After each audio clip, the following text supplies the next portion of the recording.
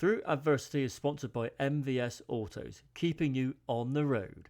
MVS Autos offer a range of vehicle services including MOT, servicing, repairs, welding, diagnostics, aircon and much more. Based in Wormley, serving all of Bristol and surrounding areas. For 10% discount, quote TAP MVS when booking.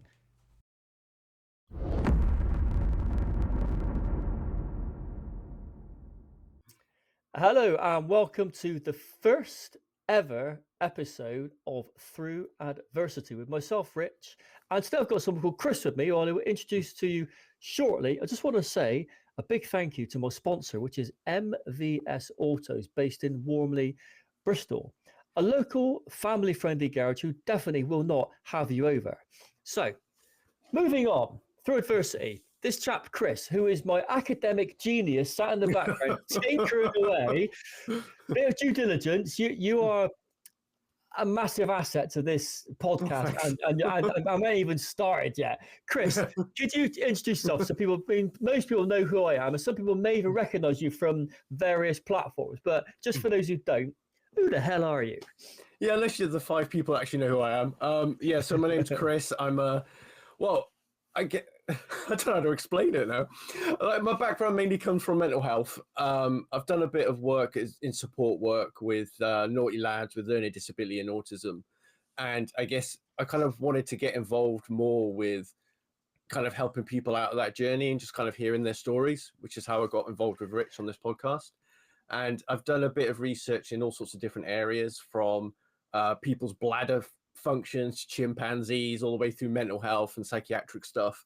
And then I'm a data analyst by trade. So that's why Rich got me involved in this. Yeah, because I'm really interested in bladder function and chimpanzees. Yeah. There it goes.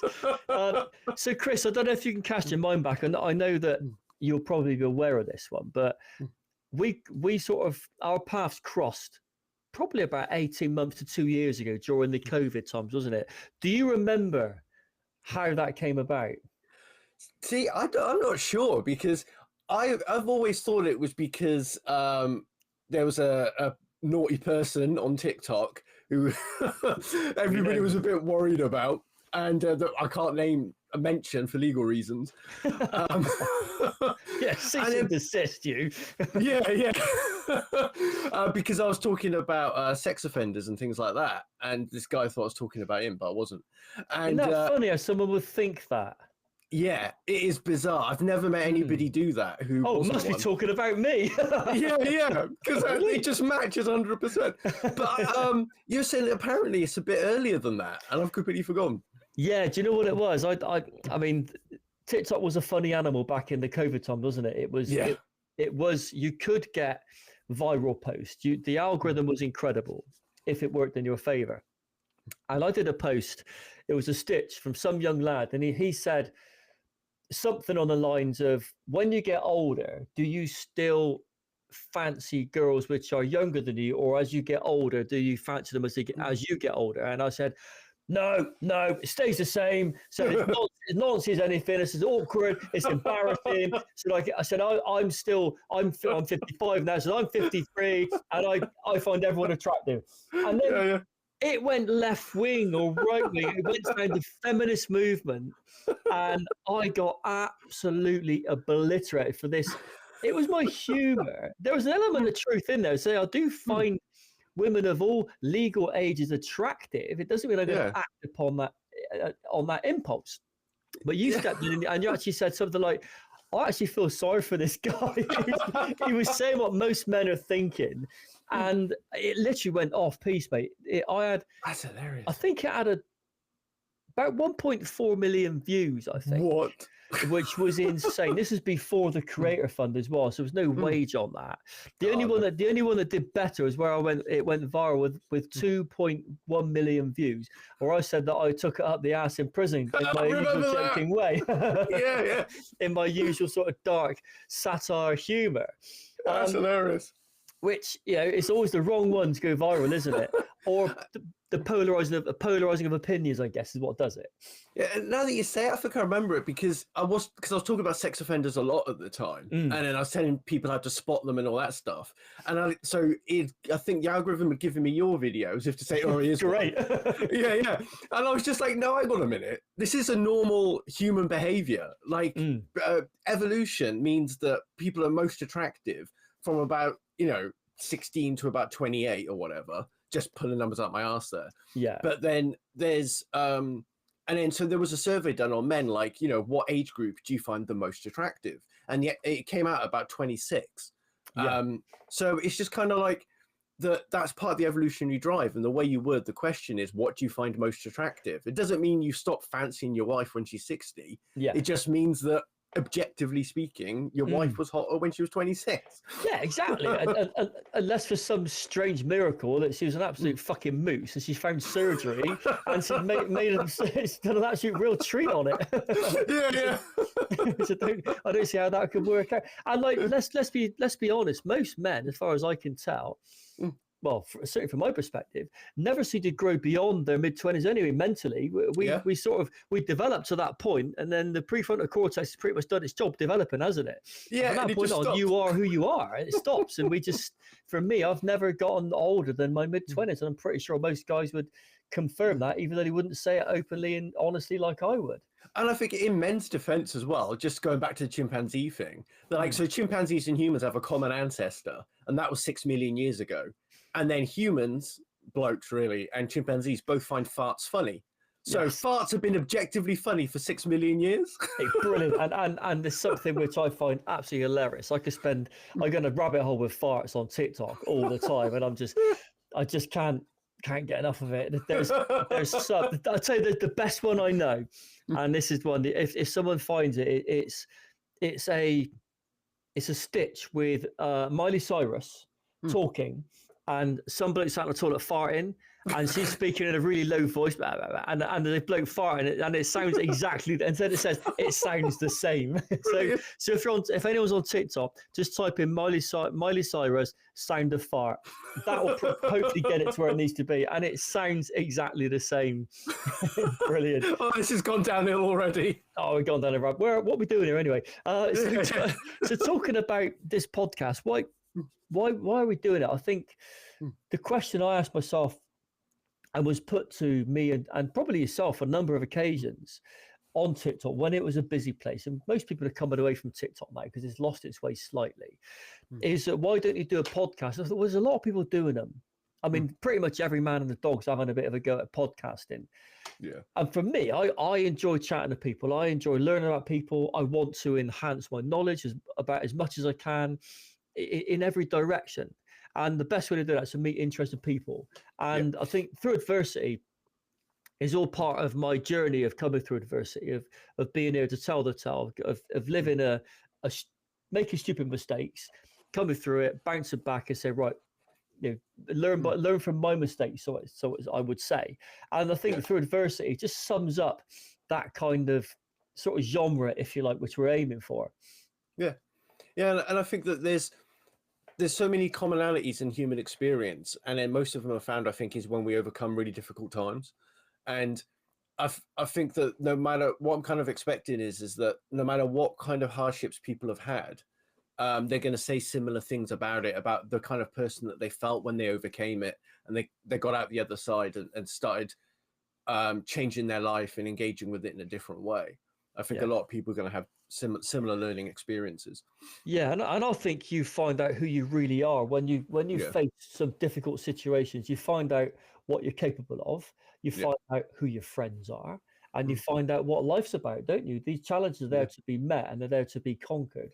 And I think any challenge is beatable with the right mindset. And it's about finding the people that have come across or lived these horrendously difficult lives and come up against massive odds, and they survived. And it just shows that the level of resilience of some people is phenomenal. And it's trying to tap into that and say, right, how can we learn from this person? How did you survive? Because there's going to be people out there, young people, who've yet to embark upon the adventure of life and come across these things. And when they do, they're going to think, I know I can get through this because this person got through it. And I'm the same as them. I'm a person, I can do this. It's about learning, isn't it? Yeah, exactly. And I think that, and there'll be people that hopefully be listening who are going through something that's difficult. And they're going to also realize, like, so you're either going to have somebody before they've encountered something, and then it's going to forewarn them of what life's like. Somebody going through something now, and then it's going to help them overcome that. Or somebody that's come out the other side and gone, oh, you know what? I wasn't alone. I'm not alone. And here are people that have shared my experiences. Yeah. Do you think as well the way I know that this is not the right way for people to go about things, but we have a lot of digital parents these days, don't we, with people giving their kids devices, you know, to keep them quiet so the parents can do what they can. All right, as a parent, I wish there's something around, but it wasn't. So debatable whether I was a 100% dad because I was very rarely there because of my mindset. Maybe we'll go to that at a later point. But the fact is that these devices are what seems to be what kids are doing these days. And if they're not going to learn from their parents, who have probably also got their head stuck in a device, then why not learn from sort of like platforms like this, where they can pick up information? Because this could be the advice that they need. And it's a world of it's so much going on out there which you can tap into, isn't there? Yeah. And I think in a time as well where there's just so many issues with society at the moment, like we're in a bit of a decline at the moment, and then kids are going to be like, as they're becoming adults, they're going to be searching unconsciously for those parental figures and for those role models, I think. And so hopefully a handful of them at least will stumble across some of the guests that we've got. Because some of the stuff the guests have been through, obviously we've recorded some already, and their stories are just absolutely incredible. Yeah, I mean, I compare the sort of things that I did in the, let's say, the military, and some of the guys that I've spoken to have served, the ones that I'm yet to speak to, probably the next few days, the stuff they've done because of the time that they served. Yeah, I was a Cold War soldier, so predominantly it was Germany and drinking lager. That was it. The most dangerous thing was the Naffy bar. But you've got guys who joined them, let's say 2003. For 10 years, they were battling, they were fighting. These people have been through hell, and they're coming out, and they're sort of their definition of normality is way beyond anything anyone else would understand. Because for them, it's like normal for them is being shot at, it is being under fire, it is being dodging IEDs. And that's normal for them. And the stories are incredible. And this isn't just the military. There's plenty of other people like that. And that's kind of like, I think one of the themes that we're going to have on the sort of various shows that are going to be done is going to be the level of humor and the type of humor. And it is dark. Yeah. Sometimes very dark. And it's how it's born, isn't it? Dark humor born from dark times. And I mean, have you got like an academic explanation for how dark humor is created?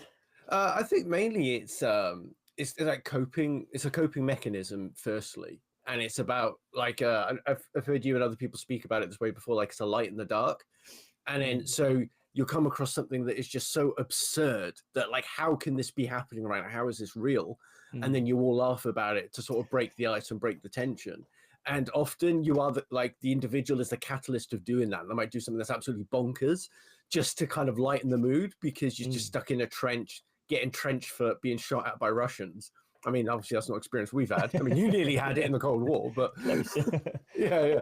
I guess it's right. I mean, an example would be it's if you were on patrol, and let's use Northern Ireland as an example because it has been, and you're trudging through the fields, you're cold, you're wet, it's raining, you're tired, you've had enough, you're hungry, you're moving on, you're just purely on adrenaline and what's left in the reserves. And you have to cross over a fence. Now, it's not good to use gates because that's seen as a possible choke point and a bottleneck where it could be sort of wired up with an IED. So you've got to go over the middle of the fence, pushing through hedges and such like.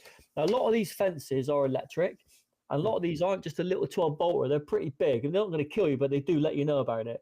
One of those examples would be one where we're on patrol, and let's go over this fence.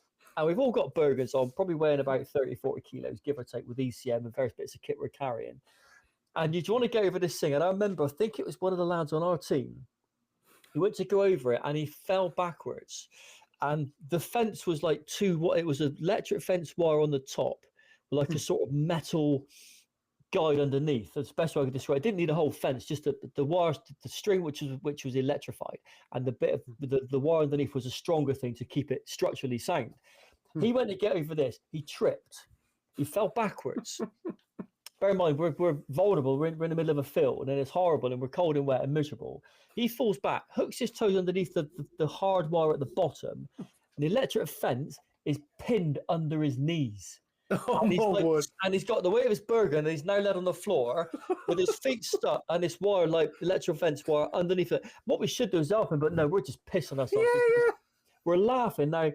We should be laughing. It's not remotely funny, but it is funny because he's getting hurt. He's getting zapped by this, and he's like, "Ow, ow!" Every time a shot goes by, I thought, well, we're not helping him because we'll get electrocuted. As soon as we're getting zapped, so we're just kicking his feet, trying to get his feet out. So we eventually freed him, and that's an example of dark humor, isn't it? It's something which is nowhere near funny, but it is funny because it's not happening to you. Yeah, exactly. And it's absurd. Yeah, it is ridiculous. And I guess as a sort of part of maybe a sort of a disclaimer, the humor that I may throw into a guest on there, it's going to be dark, and they may not even get it. They might not be from a background where they've necessarily had to adopt dark humor to survive. But I'm going to try. I'm going to throw it in there. So there's going to be things going to be said. It may be like a lead balloon. It might not. You never know. Let's see what happens, eh? Well, I think so many of the guests are either from ex-military, healthcare, or they might be firefighters, or they're from prison life as well. Like 9 out of 10 people are going to be that sort of level of humor, I think. Yeah, and if they haven't, then then we haven't done the due diligence. Maybe they're faking it. Not from that role. So looking at the guests we've got, like as you said, we've already recorded a few. We've got quite a few episodes. So the sort of plan of action for this is the first one going out. So if you listen to this now, this is number one. Well, not number one. This is the introduction. Was it the epilogue or the prologue? This is the prologue. This is us talking to you about what the podcast is going to be like. And for now, it's remote as it is because of costings, but thanks to the sponsor, MVS Autistic, basically Wombley Bristol, paying for helping us out, we can make this possible. So the kind of guests we're going to get in, they're going to be varied. And it isn't just because I've been to prison, it isn't just about people that have been to jail. I want to get that quite out there, make it straight, make it clear. I don't just want people on there who've been to jail. Oh, I've done jail. Yeah, all right, mate. Yeah, bye. That's your defining moment, is it? What are these people that have been through a difficult time? We're looking for the interesting people that can articulate the journey. We're not someone that can just have a few little jail stories. No, I don't mean that to be disrespectful. I mean, I say it to be honest. And the people that we've got, we're trying to line a fair few up, aren't we, to get them out, and we're going to hit them out, and we start off maybe every couple of weeks, and then maybe it'll come into a weekly as we progress and develop. But it's going to be a slow burner, isn't it? Yeah, and it's I'm really looking forward to just the kind of guests that we're hoping to book as well. Because like you say, maybe there's going to be some researchers in there researching whatever in their field, because they could speak on behalf of other people who've been through difficult times. Getting some more blue lights workers in, or people have just had a really bad experience in their life, and they're okay talking about it, and they want other people to hear about it, so that hopefully other people aren't going to go through the same thing. Yeah, and it's tapping into that sometimes that source which hasn't been tapped into, isn't it? It's finding the right people, and it's down to us to find the people and to make sure they feel comfortable on this podcast. But before we move on, we really want to sort of know a bit more about ourselves. So I know we've prepped up a few questions. We've prepped up a few questions for each other.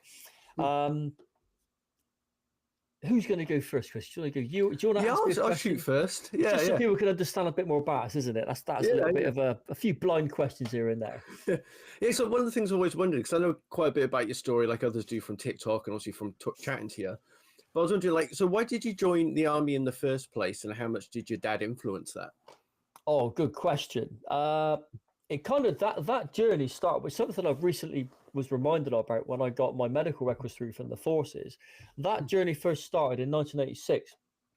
Excuse me, when I watched Rambo, First Blood, and we watched it on a pirate video, VHS, and I saw this thing where he was running around these woods trying to escape from the police, and I really like the idea of being Rambo, of being what was his name? He was called John, wasn't he? In that John. I have no idea. I can't Yeah, remember. I think. Oh, I can't remember his name now. John Rambo. That was it. That's what it's called, Rambo. And I was really keen, but before that, I wanted to join the police force. But my dad, because he's ex-police force, he'd done some really incredible jobs in the police force. He sort of like swayed my sort of desire to want to go into the police by saying, look, don't go in, because his marriage hadn't worked out with my mum. It all gone wrong when I was 14. And I think he could see that he knew deep down it was the effect the job had had on him with his mental health. Even though this was like the mid-80s, he knew that something wasn't right because it had affected his marriage. Drinking heavily, it was a tough job. So he taught me out of the police, and I wanted to go in the army. Or I actually applied for the Royal Marines at 16 in 1986. I didn't get in, obviously. They said 99% don't. Yeah, he said, you're not ready, son. Come back when you're ready. So I thought, oh, really? So I sort of jogged that on. So I spent a couple of years just bumming around, and I was really getting to no good. And in the end, I think my dad had remarried, didn't love his stepmom, and my dad had a massive influence on me going to the forces, not because he said, why didn't you join the forces? It's because I was bunking off of work and not paying my housekeeping at the time. My dad found out because he was a detective. Naturally, he discovered that. There's no surprise there. And my stepmom said, you're in so much shit right now. Your dad is absolutely fuming with you. And I thought, I got so much respect for my dad. And I thought, I hate the thought of him being angry at me. Even at the age of 16 or this time I was 17. I said, so I'll join the army then. And I said it a very flippant attitude. And she said, okay, that's brilliant. I'll let your dad know. And he came back and instead of him being angry, he was really supportive. So look, if you want to join that, I'll back you all the way. And I just pushed it from there, and I just kept going. And the further I got through the interviews and the various selections, and I thought to myself, I've never seen my dad so proud of me. And I went for it. And I think the bit that two moments, I won't go into the whole story because that'll take more time than we've got. There's two moments which made me realise I made the right choice. One was when I was on the train station. My dad saw me off the Temple Station, 1988 in May. And I got on the train, and there's the old trains where you could pull down the window and you can lean out and get your head taken off by the gantry, one of those. My dad was on the platform, and he waved goodbye, and I sort of looked across at him, and I smiled, and I saw he was crying. I thought, oh, wow, my dad's... The last time I've seen him cry before that was when I think the divorce happened with my mum, and he was, that's just divorce, and it's going to happen. It's no disrespect to my mum, it's just the way it goes. And I thought, oh my God, I can't let him down. I cannot let this man down. So I got to training, did my 8 weeks basic training, which is it's more now, it's different, but back then it was 8 weeks. Passing out, your family come to visit you on the passing out parade, and I wasn't right hand marker, but which means you weren't sort of the front right hand side marker, but I was one of the taller ones within the squadron or the intake. So as the intake was sectioned out, I was at the front right hand side, now, or bar one, I think. So as it came through, we had to salute or do an eyes right to what's known as the cattle shed, which is where it's basically a shed where all your family and the high-ranking officers go when you pass out, just in case it's raining, and it was raining. I remember we marched past this cattle shed, we did an eyes right, and we were told before we went out, I said, whatever you do not look at your family. Do not look at them, because they'll be looking at you, guaranteed. Do not look at your family. And I cracked an eyes right, did the old salute. So we just eyes right. I think the officer saluted. Get that right. Eyes right. As I did, I caught my dad's eye. And I saw the pride in his face, and I thought, and he just smiled at me. I thought, there's no way I could not continue doing what I'm doing, because I've made that man proud now. Of all the potential fuck ups I could have done, the last few years, and all things that could have gone wrong, because I was really getting up to no good.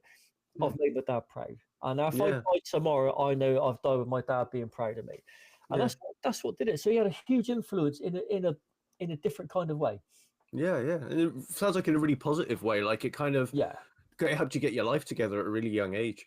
Yeah, and it had, because of the nature of my dad's work, I had such respect for him, and I just wanted to be like my dad. And Yeah. the work that he was doing when I joined up, he was with MI5 and Special Branch, working with Cool. 22 SAS. So I was influenced by these people I come in from sort of school or from bunking off from work, which would be the case. And my dad would be in the kitchen with these blokes who I'd never seen before. And these all guys were serving in the SAS. And I'm thinking, because he's just doing some ops in Bristol, I'll come back to one, have a coffee, and we'll go back and do some work. So it was these larger than life characters in my life when I was quite a young age. So yeah, I couldn't let him down. Never could let him down. Just that I got 15 years for cocaine. I pretty much nailed that one. So I got a question for you, because recently, I know you've been through hell recently with your physical health, but it was made somewhat official recently. I say recently, maybe 6 months ago, that you're a retard. Yeah, I'm a bit retarded. Yeah, how does that work then? Well, I'm still going through the assessment process, but basically, every mental health professional I've ever spoken to has said, Chris, you're autistic. You need to get a diagnosis sorted. Yeah. And then so, yeah, over the years, I've seen like a psychiatrist, a CPN, a therapist, a counselor, and then I've had 2 GPs say that they think I'm autistic.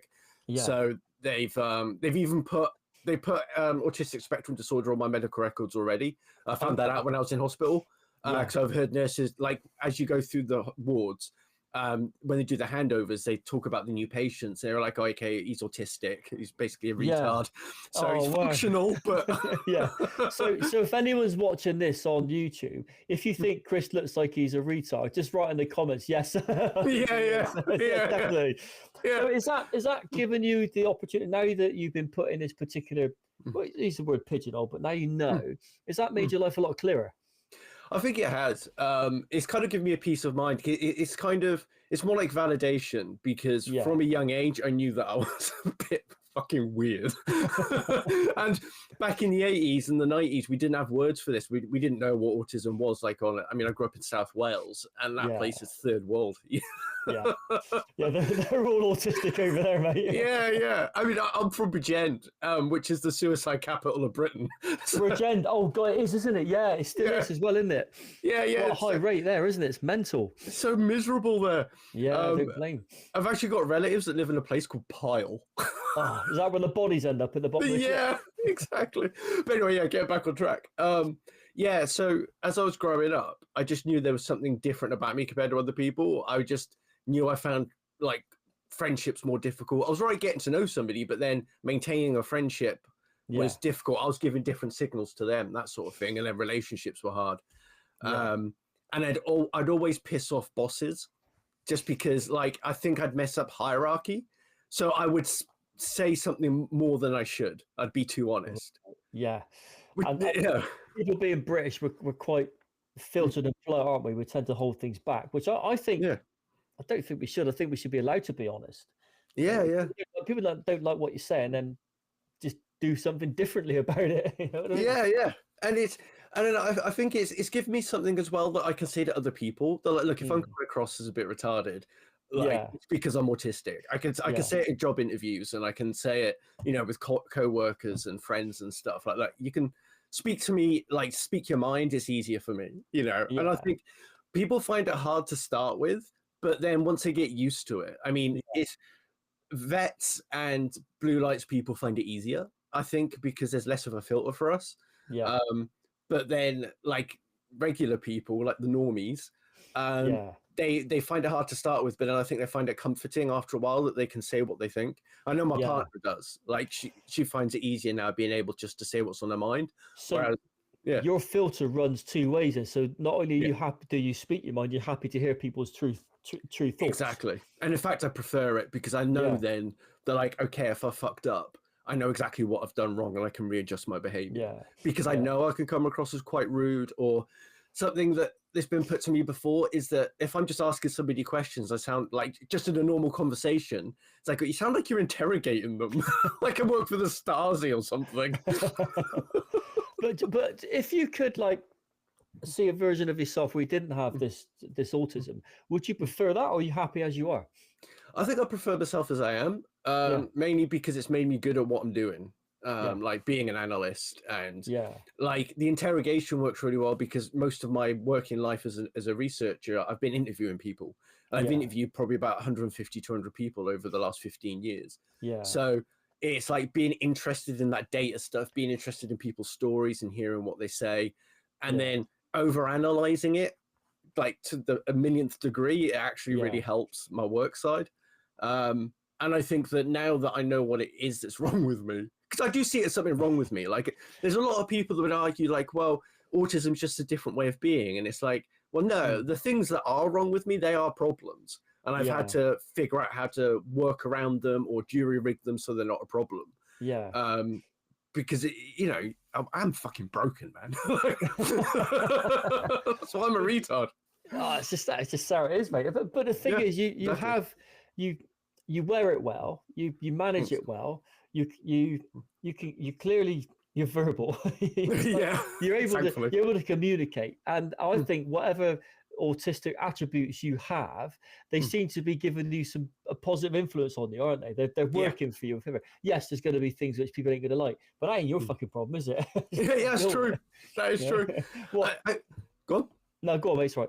Oh, no, I was gonna say, I think it's just that, like, learning from my experiences over the years, and I've had other people around me who have fucked up their lives, who have been honest with me, and then, like, I had an uncle, he actually passed away this year, but a lot of the mistakes I was going to make, he sat me down one day and was like, "Look, this is what I did in my life that was wrong.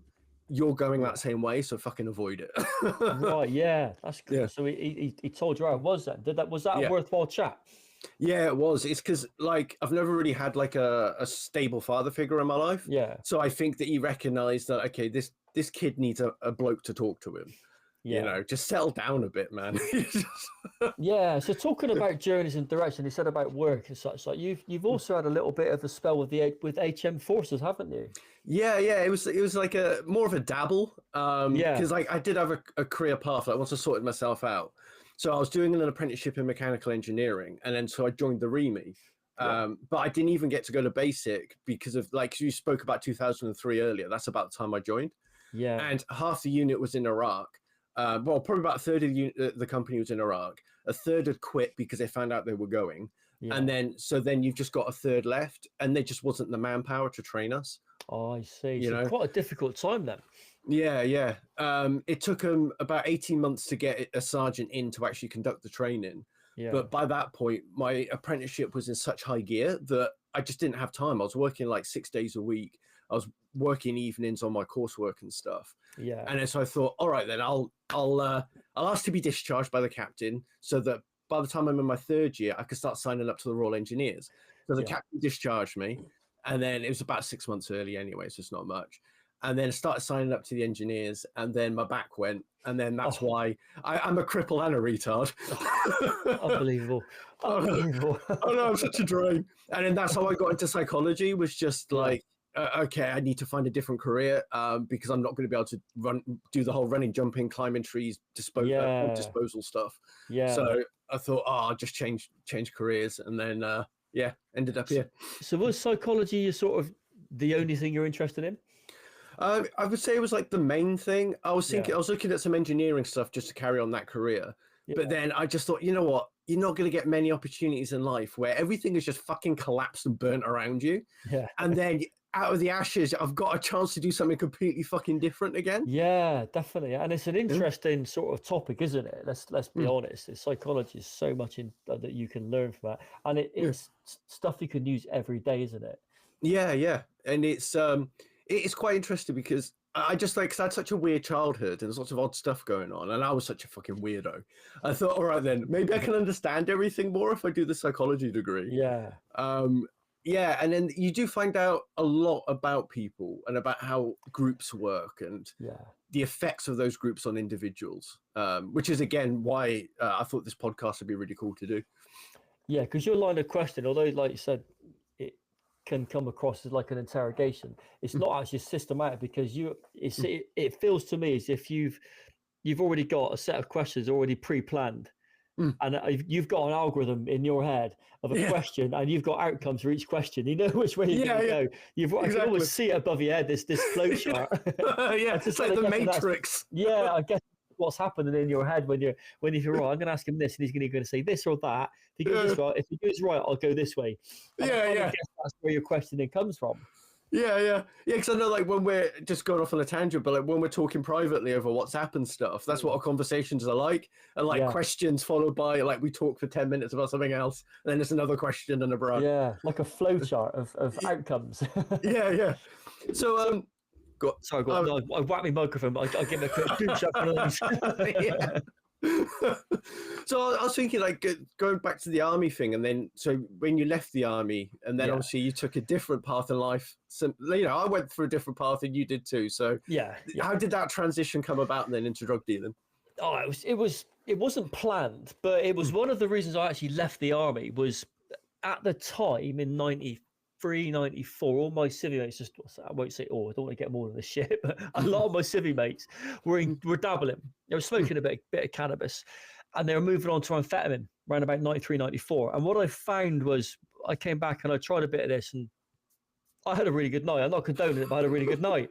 Let's just be honest with you. I didn't sleep very well, but it was great. And that, with other things, like I met the love of my life at the time, the army had changed, so I got out, and I kind of, it was in 1995 when the rave scene was absolutely bonkers. It just really started to come out of the warehouses, and all these clubs were starting to go mainstream, and it was just insane. And I wasn't ready for that kind of exposure to that kind of world. And add my level of risk-taking behavior and the fact that I just didn't ever see anything as dangerous, because what I'd done in the forces was dangerous. Stuff where you do get shot at, people do try and blow you up, and people are trying to actively kill you.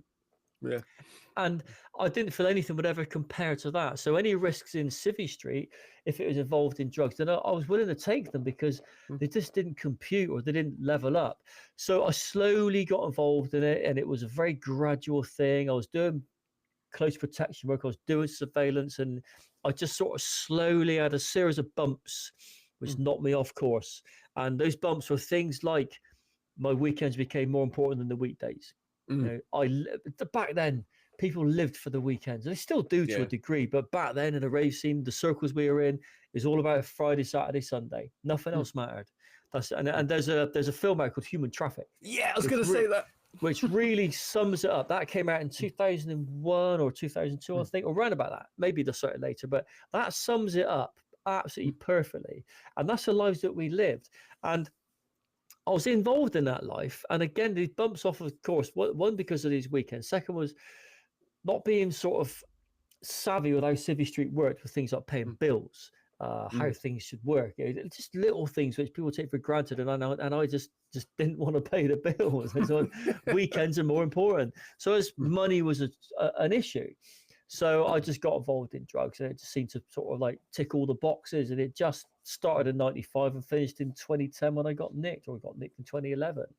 And it was a really, but there wasn't one day went by when I do regret things that I maybe should have made different decisions about how my life had turned out. I keep thinking, what if I didn't go out of the army? What if I didn't take that first E? What if I didn't do this? What if I didn't do that? Where would my life have been? I may not have been. I wouldn't have been here. I would have been. I might have been dead. I just don't know. Whatever choices I made were the right choices at the time, because I'm still here. I'm still going, and I'm alive, and I've got a story to share, and I can help people. So whatever I did the right thing. Although it was wrong, it was right for me. So yeah. Well, that's the thing. I think it makes you who you are today. And then if you hadn't have done those things, you might not have been like a well-rounded person like you are now. Who, you're a skilled therapist. You've got all these other skills and qualifications. You're having these massive impacts on other people's lives through different bits of your work that you've done. So, you kind of turned the whole thing on its head, haven't you? So I'm quite fortunate to have that sort of relatability with a lot of people. There's not many people which would necessarily have gone through life in the forces, organized crime, significant prison sentence, and then moving into therapy, and then using all these sort of because I'm the last one to judge. I'm not in a position to judge anyone for anything unless they're a sex offender. I'm just not. So people feel comfortable in my company, and although the therapy I do is a non-talking therapy, they feel comfortable because they know I've made all the fuck ups possible. So look, don't worry, it's all right. However bad it is, I know someone's probably done a lot worse. So that kind of makes me relatable and a safe place for people to be. But yeah, looking at your own journey, I know I mentioned prison just now. You had a close shave, didn't you? You almost you were close. Yeah, I got an ABH conviction in 2007. So the offence was committed in 2006. Is that anal bumhole? Yeah, it is. Yeah. Yes, thought so. Yes. I just can't help myself. It was a weekend in Brighton. No, it happened in Portsmouth. And so for those who don't know, ABH is assault occasioning actual bodily harm, which sounds really fucking awful when it's written down. I prefer anal bumhole. Yeah. I think I might get more jobs. But yeah, so basically it's kind of like common assault, then ABH, then GBH, which is grievous bodily harm.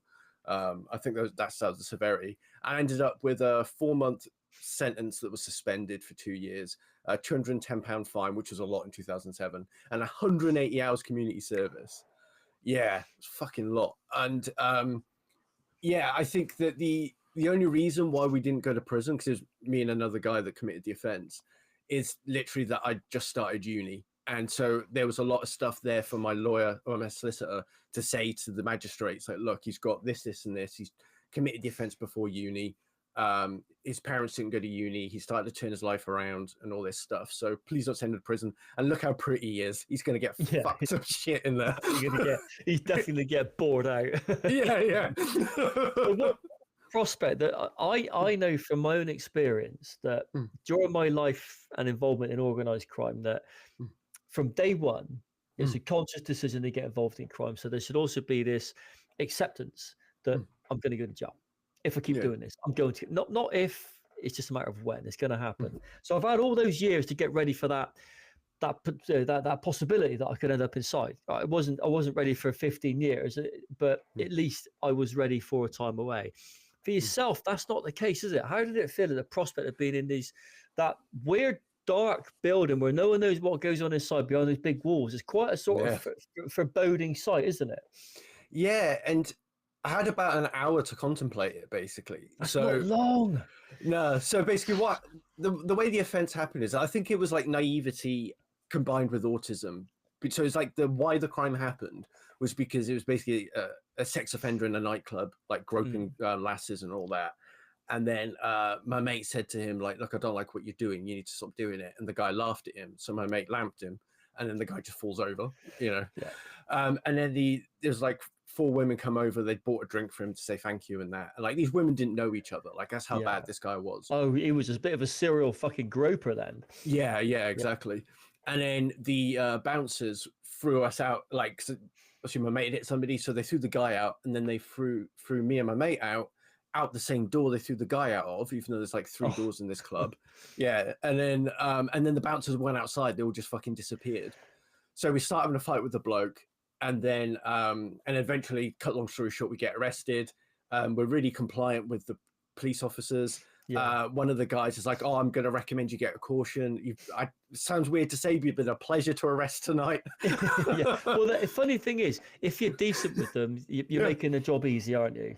Exactly. They said, like, you know, like you've been fine. You've been laughing and joking. We've gotten really well with you. So he said, I'm going to recommend to the custody sergeant that you get a caution. Yeah. Anyway, the next day, like all the red flags are all there. So yeah, I wake up in the morning. I barely slept, obviously. My fucking cell didn't even have a toilet in it. Every time he's got a toilet, I had to press the button, which didn't work. So I had to wait for the copper to walk past and bang on the door. Excuse me, mate. Yeah. Oh, did you have to take your shoes off and leave them outside, or did you keep your shoes on? Nah, I'd take everything off. Thankfully, I was on my own. And then where was I? Oh yeah, but then they put me back in the cell after my interview, and they were like, "Oh, we'll release you together." We ended up getting released at about 1 or 2 o'clock in the afternoon the next day. I thought that's a bit fucking odd. And then my mates came out and he's saying, "Oh yeah, I had to get a psychologist in because I said I was really fucked up and stuff." And I'm like, "What?" And then it turns out anyway, like over the next few months, I find out he's got all of these things on his record where people have accused him of crimes, including sex crimes. Nothing's ever been done about it. Yeah, like the guy's really fucked up. None of it came up in court, but I guess the magistrates were aware of it. Yeah. And then during the hearing, his solicitor doesn't do anything, and my solicitor's like trying to protect me. She was like, yeah, look, we've got the photos from the guy. They said they'd broken his nose, but he clearly doesn't have a broken nose in the pictures. Yeah. So how much can we trust the hospital report and all this stuff? So my sister was doing a fucking good job. But then then we break for sentencing and we come back in a few months. And then the solicitor then says, okay, I'm actually really worried about this because they might actually send you down. So because because it's like they've tried you together. They probably shouldn't have done that. Yeah. And then the crime might be serious enough that, like he said, I could have got you off on common assault if you called me on the day. Like I didn't ask for a solicitor because I'm an idiot. Yeah. So he's like, if you called me on the day you've been offered common assault and the statute of limitations would have passed and you'd be walking free right now. Oh. But he said instead you might be going to prison, so be prepared for that. Oh, no way. Yeah. And then I had an hour to wait. And then we go into the courtroom and they come out. The magistrates all look at me as they walk in. They maintained eye contact. I was like, I've been told that means I'm okay. And then a fucking co-defendant is standing there in jeans and t-shirt and I'm wearing like a suit and tie and everything. And he looks like a fucking piece of shit. And I'm like, dude, you're not making this easy for me. Yeah. We're not friends anymore. No. Especially after all the other stuff I found out about him. And then, so it was mainly afterwards that I got to think about it. That like, Jesus, I nearly went to prison for 4 months. And then I was talking to one of my mum's mates who's a solicitor, and he's like, yeah, you would have gone to Winchester, which is a feeder prison. Yeah. Yeah. So he's like, you'd have been in there for probably 2 months, and he's like, it would have been rough. Like you would have had a difficult time. And any local remand is just rough. It's just something else. You go into a remand jail and you think, what is going on? I've made it. I've heard this a bit rowdy and stuff. Like one of the main things is the noise, like the constant noise is hard to get used to. There's a drone which you get. It does calm down at night when you get banged out. A little bit of racket, people, window warriors, people shouting out the windows at each other, having what I call a private conversation from one window to another where everyone can hear what they're saying. Here, blood, you got that thing? What thing? That thing, fam. Yeah, that thing. Can you guys just shut up, talk about your drug deals, please? We can all hear. Idiots. Yeah. We all know who you are. It's like we know what cell you're in. So you nearly went, so you didn't. You got a bit of a community thing instead, which, to be fair, is a result, isn't it? Yeah, it really was. I think after I'd realised I nearly gone to prison, like the 180 hours, and it was easy as well. It was one day a week in we used to have Age Concern here, like a charity thing. Yeah. And then they basically, like, any of the lasses that were there on community service would go downstairs in the shop, and all the fucking blokes would get shoved upstairs, and we're just steaming clothes for 8 hours, and then that was it. And then so I'm just chatting, like 9 out of 10 of the people working there as community service were blokes in the Navy who also had ABH convictions. Oh, really? Yeah. Oh, wow, that's mental, isn't it? But I guess where easy.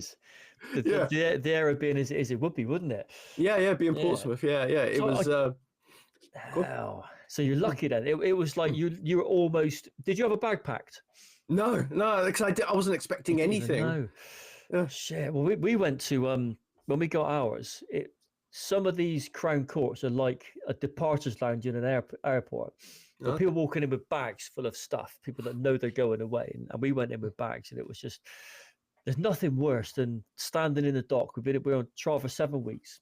And you do your thing, and you go and the jury retire for their deliberation, decide if you're guilty or not guilty. I think they were gone for 4.5 days or 3.5 days. 4.5 days they were gone for. God. And or not gone, but they retired for. And those 4.5 days we were going bell to go home each night, and come back home, and we got to the last day, which is the Thursday, and we just had a feeling. And then we lined up, and they gave the verdict, and I was found guilty. And there's nothing worse than walking in one way, but you have to leave going out the back down the stairs. And that's when your sentence really starts. Is that when you walk down the stairs, you just lost your liberty. And I guess there is a part of you that's never actually prepared for that, as much as you know it's going to happen. Exactly, because you've never done it before. It's all new. Every step you take is something new, and it's allowing yourself to be walking into the relatively unknown and being prepared for that. And that's what the military mindset helps, because when you're in the forces and you go on, say, operational duties, you've trained for that, you've prepared for that, but you've never done it. So you're stepping through those doors into the real event, and that's like going to prison.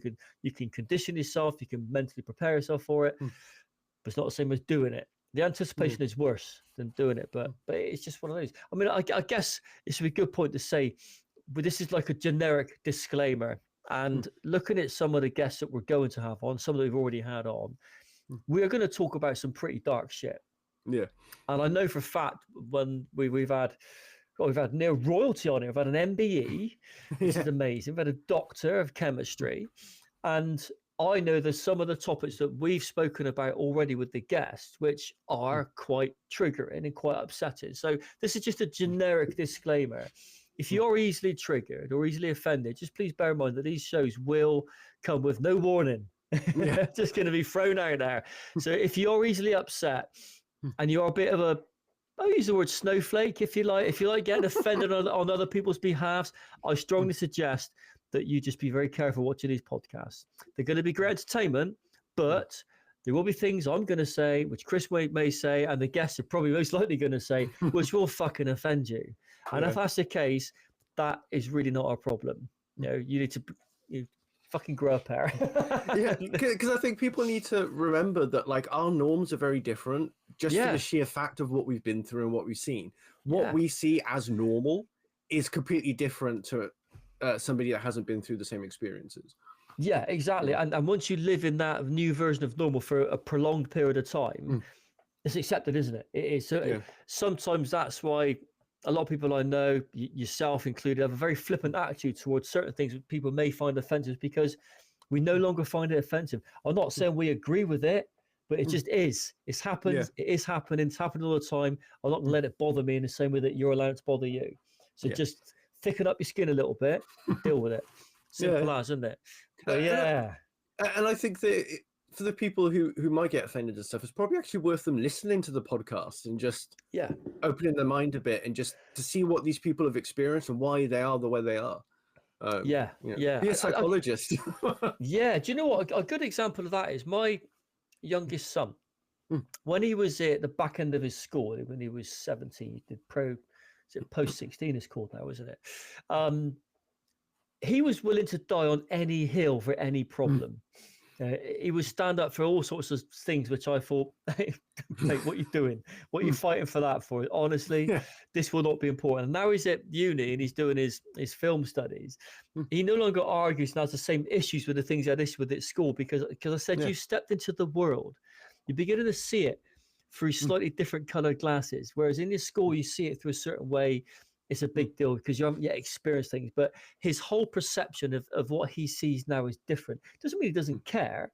It just doesn't let it bother him in the same way. I think that's what watching podcasts like these will do, is they'll allow people to see things in a light which you wouldn't normally see them in. And understand that this is the world. You're not living through your device. These people are out there, they're real, and you probably walk past them on a daily basis. You just don't speak to them. We're going to find these people and we're going to get them to tell their stories and learn from what they've been through. Yeah, exactly.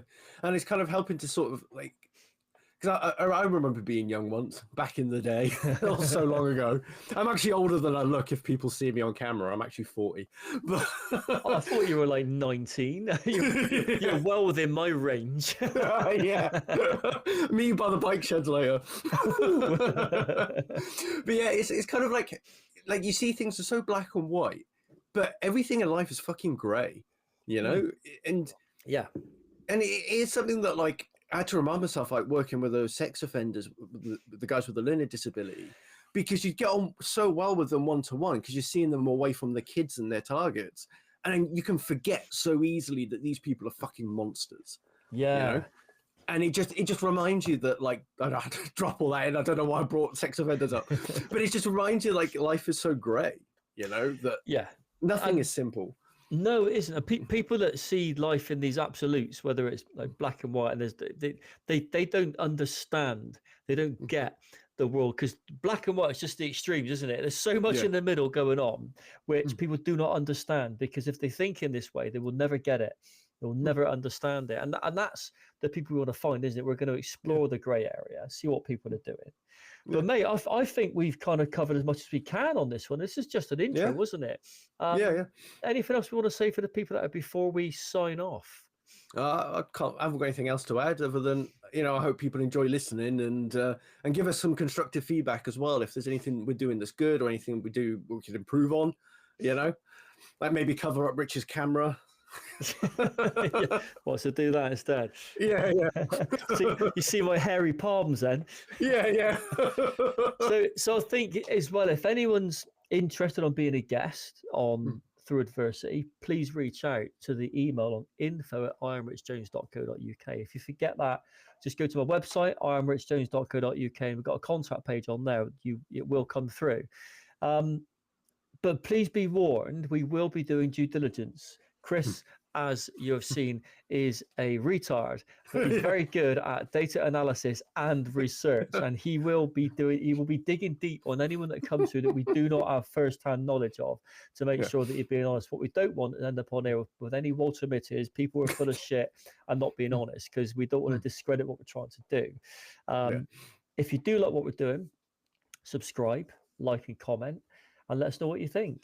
And I'd like to say a massive thank you to MVS Autos, who is our sponsor, based in Warmley, Bristol, and a big thanks to Chris, because I think you're going to be a massive asset for what we're trying to do. Thanks, Rich. Well, thanks for bringing me on. You're welcome, brilliant, mate. So far. Yeah, it's just one episode, hasn't it? Yeah. So next episode will be coming up very soon. So looking in about 2 weeks' time. Chris, thank you for joining me. See you later, Rich.